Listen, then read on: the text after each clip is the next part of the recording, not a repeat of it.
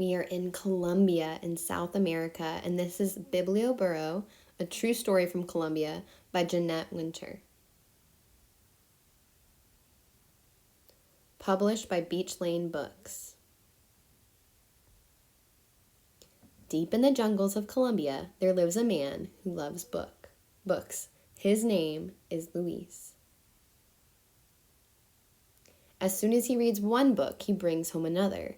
Soon the house is filled with books. His wife Diana grumbles. What are we going to do? Eat books with our rice? Luis thinks long and hard, and at last an idea pops into his head.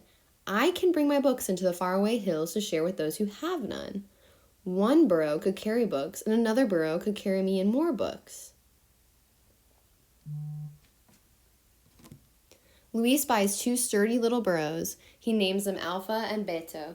He builds crates to hang on their backs and paints signs. Biblioburro, the burro library. Then Diana fills the crates with books. Every week, Luis and Alpha and Beto set off across the countryside to faraway villages in the lonely hills. And this week, they travel to El Tormento. When the sun burns high in the sky, Luis and the burros stop at a stream to drink the cool water. After they have their fill, Beto box. Can you guys say box? Beto box means he doesn't want to go.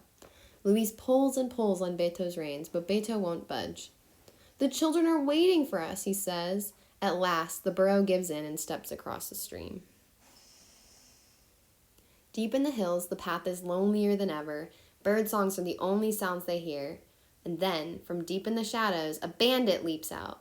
Please let us pass, Luis says. The children are waiting. The bandit scowls at the books, but he takes one and growls. Next time I want your silver. Oh, it sounds like he's a bucket dipper. The Biblioburro continues on its way over the hills until at last Luis sees houses below. The children of El Tormento run to meet him. Luis insists on reading a story before they choose books to borrow. Today I have a surprise for you, he says. He reaches behind the books and pulls out a bundle of masks, little piglets. Put on a mask and I'll read you a tale about pigs. Once upon a time. What story do you think he's telling them? That's right, the 3 little pigs and the big bad wolf. When the story ends, it's time for everyone to choose a book. The children hold their books close as they say goodbye and walk home. Luis and Alpha and Beto head back over and around the hills, across the grasslands and streams, and into the sunset. At home, Luis feeds his hungry burros, and Diana feeds her hungry husband. But then, instead of sleeping, Luis picks up his book and reads deep into the night. And far away in the hills, candles and lanterns burn as the children read borrowed books deep into their night too.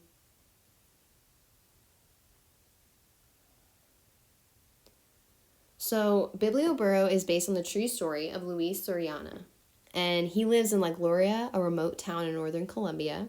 He likes reading, and he believes that it gives people a power because it can give them experiences through books. And he thought that this was a good idea to share his books because he was a teacher, and he thought that he could share his books with people who didn't have any. So he found 2 burros or donkeys and began bringing books to villages in 2000. He started with about 70 books, and that's about 710 bars, but that grew over to 4,800 books that were donated to him. So that's 4,000 cubes and 800 squares. And now he still travels everywhere over the hills every weekend, and he sees about 300 people, and he looks forward to bringing them all books. He says, people around here love stories, and I'm trying to keep that spirit alive in my own way. Isn't that nice of him?